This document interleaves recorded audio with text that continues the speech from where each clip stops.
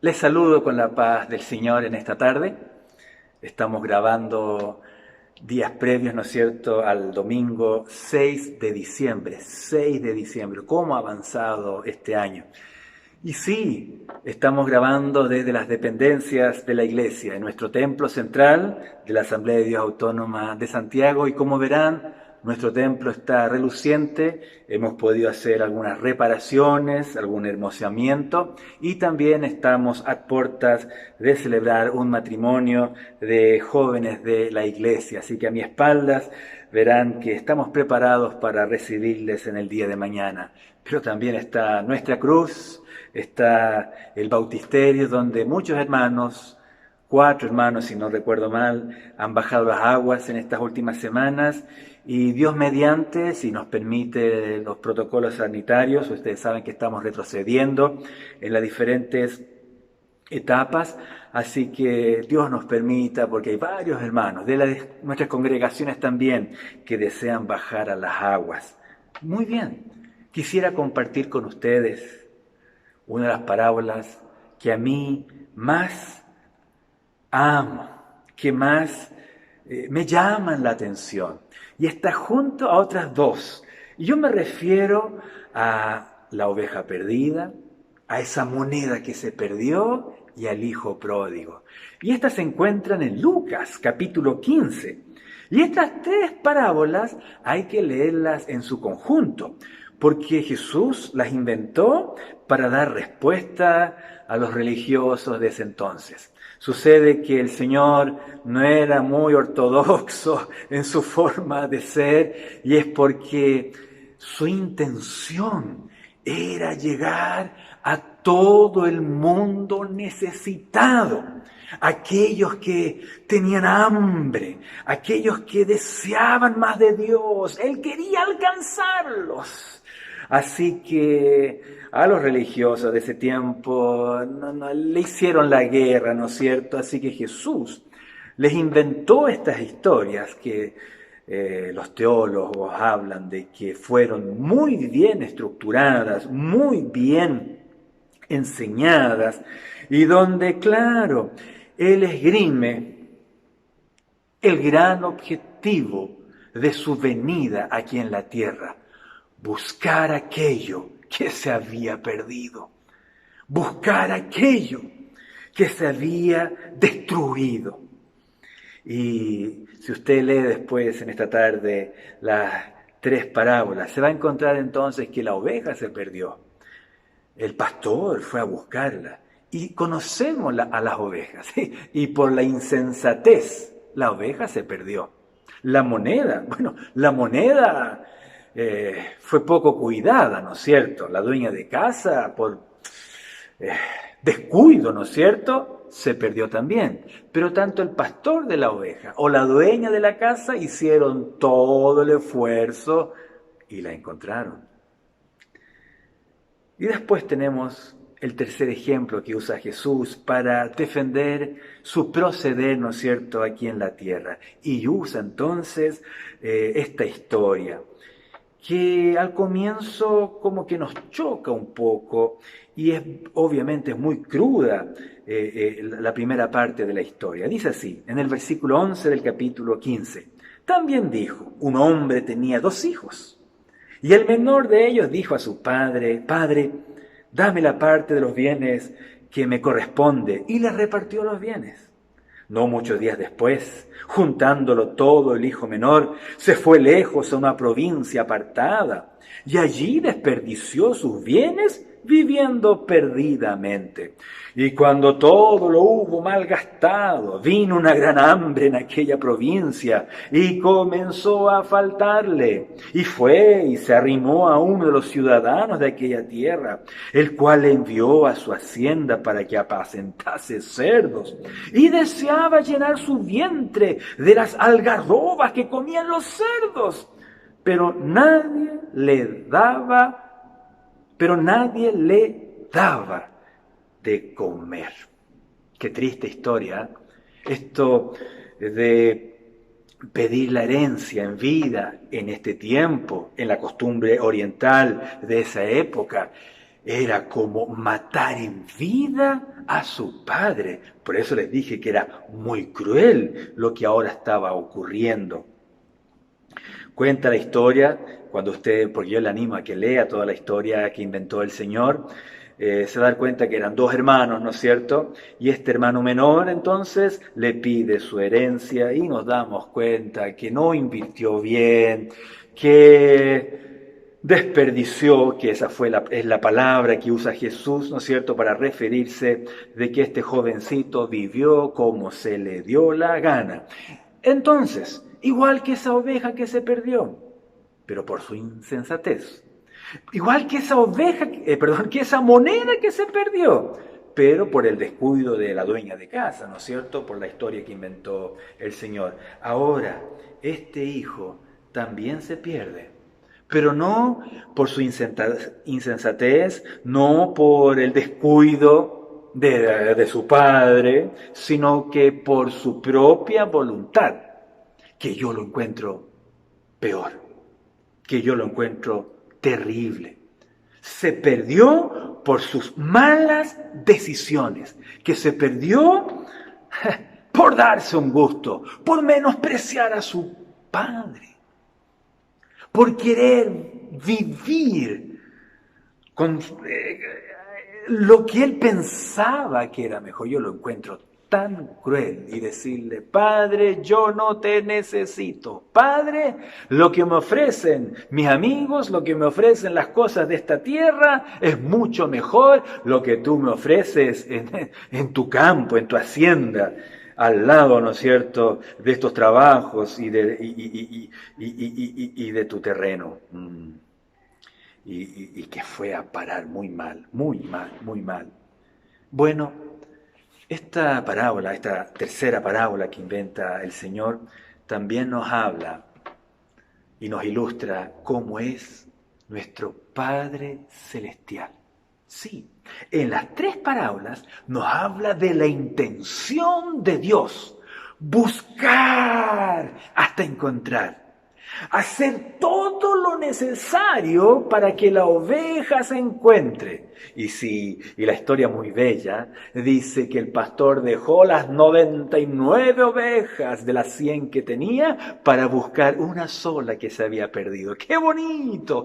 ¡Oh, los propósitos de Dios para con la humanidad! Hacer todo lo necesario para encontrar a aquellos que nos habíamos perdido. Y luego lo de la moneda es muy interesante, porque en ese tiempo, bueno, hoy en día también, las casas eran, el piso, ¿no es cierto?, no era de cerámica o nosotros de alfombra o de flexit, ¿no es cierto?, sino que de tierra, y la moneda, para encontrar una moneda en un piso de tierra, muy complicado. Pero dice que la dueña de casa se esforzó hasta encontrar la moneda de, no sé, de 10, de 100, de 500 pesos, por decirlo, por contextualizarlo hoy en día.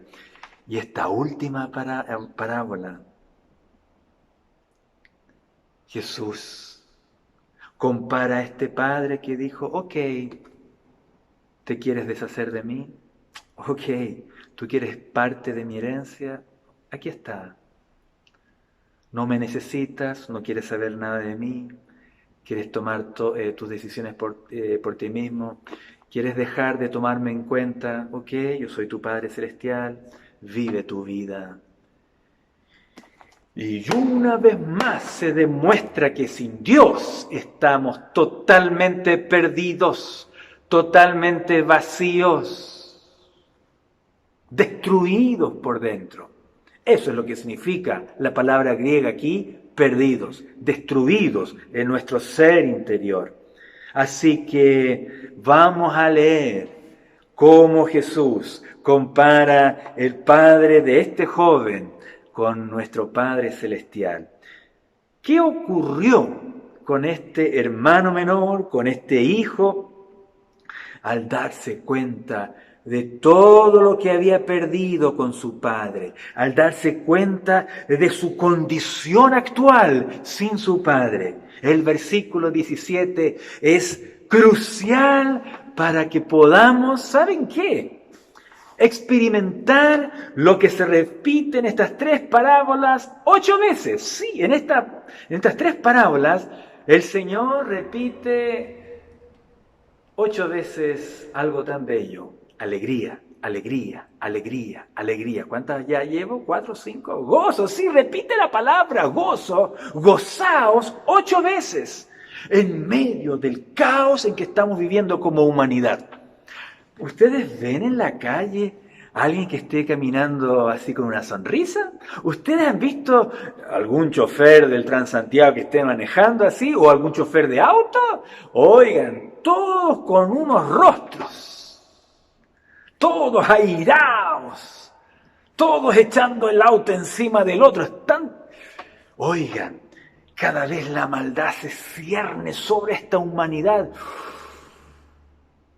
Pero aquí hay algo que produce mucha alegría, que en medio de las pruebas que podamos vivir, en medio de esta segunda ola que se está, llevando a cabo, ¿no es cierto?, sobre nosotros aquí en Sudamérica y en nuestro país, hay una alegría que es por sobre todas las cosas. Es la alegría de la salvación. A eso me refiero. No a un segundo retiro del 10%. No, más que eso. O que el Señor nos puede sanar. Él puede sanarnos. O que nos puede proveer. Él nos puede proveer. Pero es algo más allá de nuestra salud, de nuestra provisión. Es la alegría de la salvación. Y aquí lo expresa muy bien.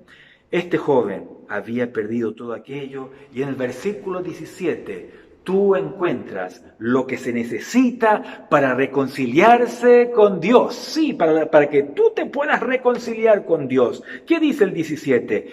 Y este joven, volviendo en sí, dijo, es muy importante lo que tengas en tu corazón, porque eso se expresa con la boca. Al principio puro quería despachar a su padre, dame la herencia que me corresponde, ya no quiero vivir contigo, darte por muerto. Pero ahora fluye de su corazón estas palabras, volviendo en sí dijo, y viene entonces reconociendo que con su Padre celestial, su Padre terrenal, estaba muchísimo mejor. Y hay una palabra en el versículo 18. Dice, me levantaré e iré a mi Padre, le diré, Padre, he pecado. He pecado. Aquí hay 2 expresiones que tú necesitas, amigo mío, que me estás escuchando. Tú, querido hermano o hermana o joven que te habías alejado, lo que necesitas para reconciliarte con Dios y experimentar la alegría en medio de la tormenta, la paz en medio de la prueba, es que te arrepientas. Es que vuelvas en sí, es que despiertes, es que entres en razón, sí, es que recapacites, sí, es que puedas despertar del sueño, del atontamiento que produce el sistema de este mundo. Y te puedas dar cuenta que lo que te ha alejado de Dios es tu pecado, y ese pecado tiene apellido, puede ser codicia, puede ser inmoralidad sexual, puede ser avaricia, puede ser orgullo, puede ser egoísmo. Tú lo conoces y si tal vez tu conciencia ahora te está acusando y no sabes qué apellido ponerle, lee la Biblia y el Espíritu Santo te va a hablar y te va a decir, esto es lo que tú tienes que corregir y pedir perdón al Padre, no de la historia, sino que al Padre Celestial. Bien, dice entonces que este joven se levantó, el versículo 20, y vino a su padre. Y cuando aún estaba lejos este joven, me encanta el versículo 20, dice que lo vio su padre Y fue movido a misericordia. En este momento Jesús, al inventar esta historia para defenderse de los fariseos, para defenderse de los religiosos, para decirles, oigan, yo he venido por aquellos que están cansados de vivir, por aquellos que están pensando en el suicidio, por aquellos que ya esta vida no da más, por aquellos que están cansados de todo sistema religioso. Yo he venido para aquellos que quieren llenarse de esperanza, de alegría y de paz. Yo he venido para aquellos que se han perdido en el rumbo. Y en este momento que empieza a comparar el papá de este muchacho con nuestro Padre Celestial. Dice que el papá de este joven lo vio de lejos, que fue movido a misericordia. Dice que corrió, no el joven, sino que el papá. Y que se echó sobre su cuello. No fue el hijo que lo hizo, fue el papá. Y que le besó. El papá no debió haber hecho esto. ¿Lo sabía usted? Lea, contextualícese de la cultura de ese tiempo y se va a sorprender. El papá no debió haber hecho esto. El papá debió haber tenido problemas con los vecinos por haber hecho esto. Pero no, era su hijo que se había perdido. Y tanto le amó. Tanto deseaba tener comunión, amistad y una nueva relación con Él. Que fíjense, y así está dispuesto el Padre para volver a reconciliarse contigo. Hay muchos hermanos en la iglesia que durante estos meses se han alejado del Señor. Hemos tenido una rica vida de iglesia en este año. Sí, imagínense, estamos a punto de bendecir a jóvenes de la iglesia para su matrimonio. Sí, hemos tenido restauración de hermanos que estuvieron en disciplina. Hemos repartido Santa Cena en las casas, aquí en el templo, en el salón del presbiterio. Hemos podido ir a visitar a los hospitales para sanidad. Sí, hemos tenido rica vida de iglesia, pero también ha habido separación de matrimonios.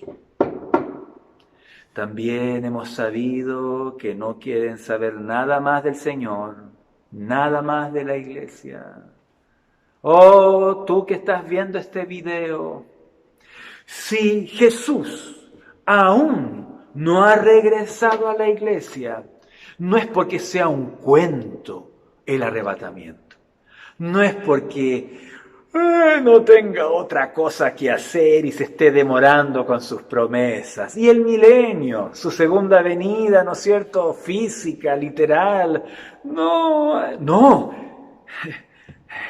El futuro para la iglesia, el futuro para el mundo, su reinado aquí de 1000 años, se está deteniendo, porque Él ha tenido paciencia. Sí, la Biblia habla de la paciencia de Cristo, la paciencia del Señor, y es pensando en ti.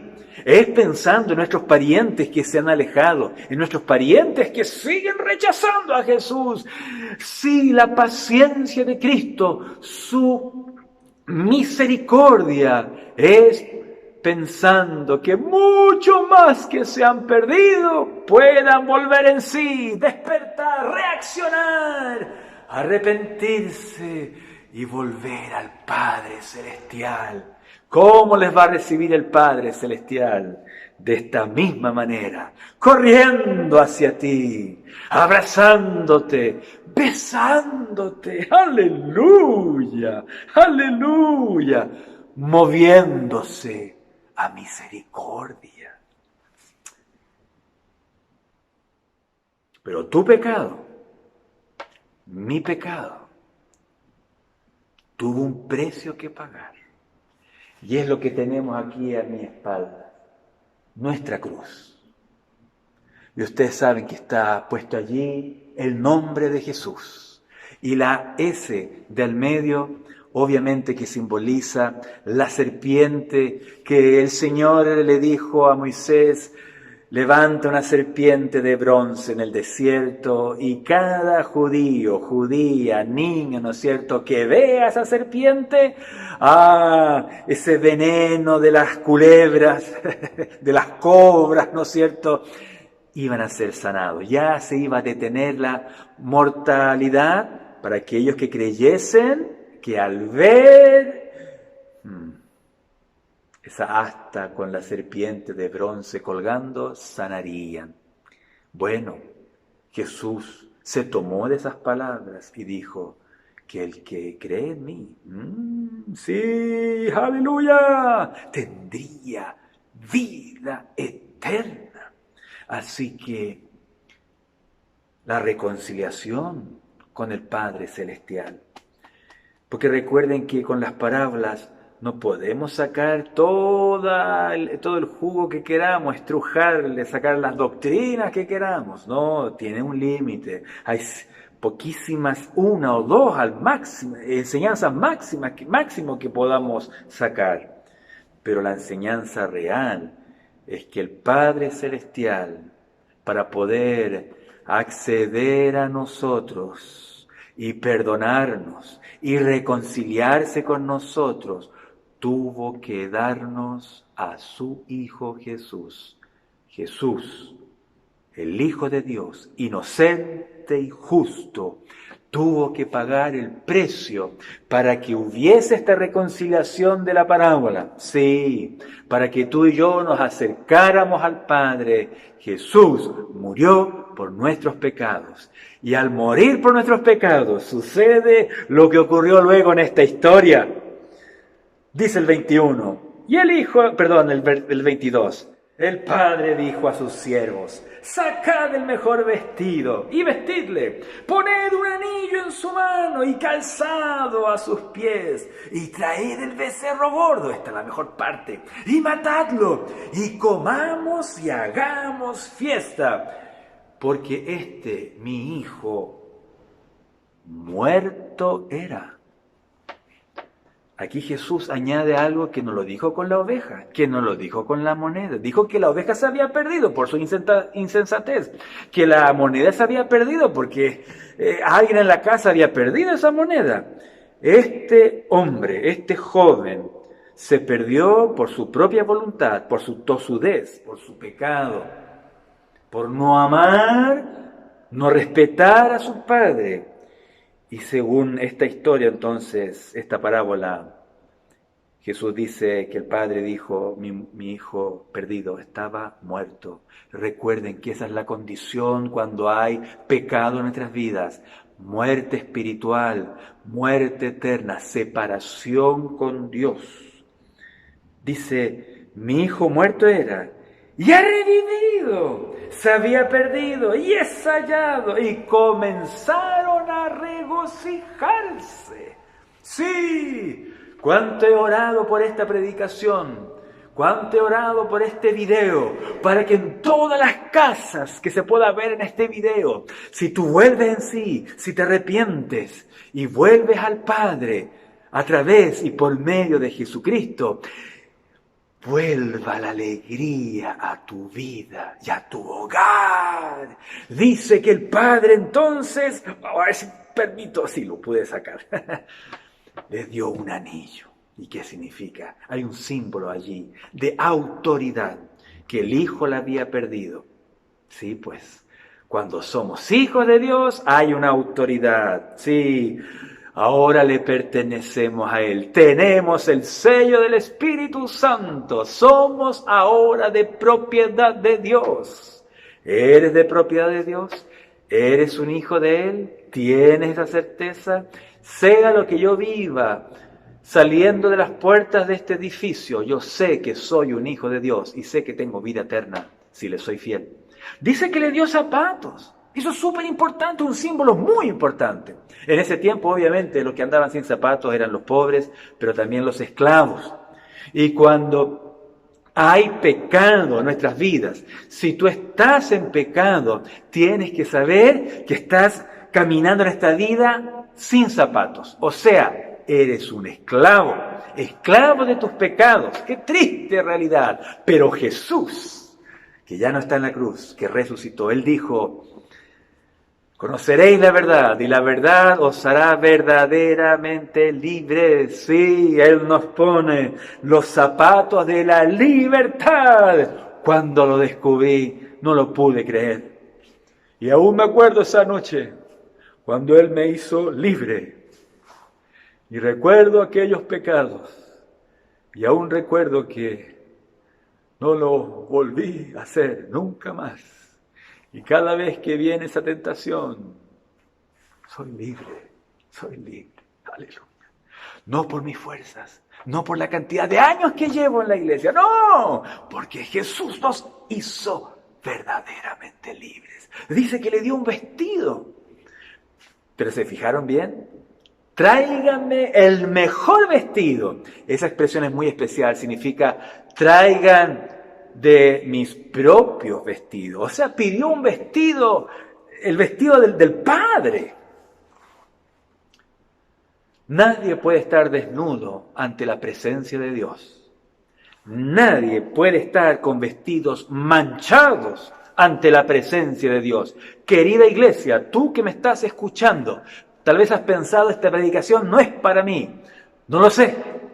El Espíritu Santo está en todo lugar y solamente tú sabes cómo están tus vestidos. El salmista dijo: siempre haya sobre nuestra cabeza óleo fresco, llenura del Espíritu Santo. Y también dijo: ropas blancas de santidad. Fue eso lo que le otorgó. Ropas limpias, ropas santas.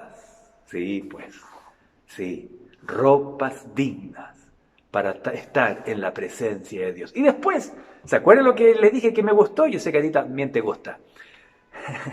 Cuando hemos repartido santas cenas, cuando se ha podido, ¿no es cierto?, por tiempo, compartir una rica once, ha sido muy agradable estar entre ustedes, queridos hermanos.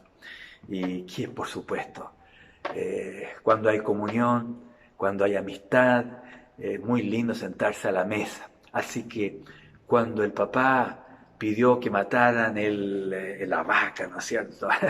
El vacuno más rico, más grande. Y ¿se imaginan ese asado? Hay un simbolismo muy bello de comunión. Hijo mío, era como que lo abrazaba. Estás de vuelta a casa. Y esa es la invitación para hoy. A la distancia. Y tal vez ya cuando estés viendo este video estaremos más en confinamiento que antes. Pero allí, a solas en nuestras casas, el Padre nos invita a tener una relación aún más estrecha. Solamente te tienes que arrepentir de tus pecados, volver en sí. ¡Despierta! ¡Despierta, joven! ¿Cómo me gustaría decir tus nombres? ¿Te imaginas? No lo puedo hacer. Pero el Espíritu Santo atraviesa la cámara y permite que tú veas este video y permite que pueda usar a otras personas de otras iglesias, a la iglesia del Señor, para que tú puedas despertar. Porque estamos orando por ustedes. Vuelven, sí. Estar con el Señor es lo mejor. Hay verdadera alegría. Es algo que no se puede medir, es impresionante. Ya se han dado cuenta, no sé si los testimonios de salvación están antes o después de la prédica. Si se fijaron, o capaz que sea después de la predicación, son dos hermanos. Ellos no tenían idea que les pedí a los dos hermanos colorines, a los hermanos Méndez, a Magali y a Ricardo. Tal vez me extralimité en los testimonios, yo sé que son como de 10 minutos cada uno. Lo estimo mucho porque hemos trabajado codo a codo muchos años con ellos, pero también porque conozco el testimonio de salvación y puedo decir que el Evangelio transforma, el Evangelio cambia. ¿Que nos hace perfectos? Por favor, no nos hace perfectos. Seguimos siendo seres humanos, seguimos siendo seres humanos, con todos los errores, ¿no es cierto?, diferencias. Estoy hablando de colorines, los tres somos colorines y los colorines somos así. Pero el Evangelio funciona cuando abrimos nuestro corazón a Él. Así que dale una oportunidad a Cristo. Y en medio de este caos pandémico, político, como tú le quieras poner a lo que está viviendo la humanidad, ¿tú crees que esto es todo? No, no. Hoy podemos vivir el reino de Dios en medio del caos y lo que está por venir, nuestro futuro glorioso en el Señor, no se compara, no se compara. Que Dios les bendiga ricamente.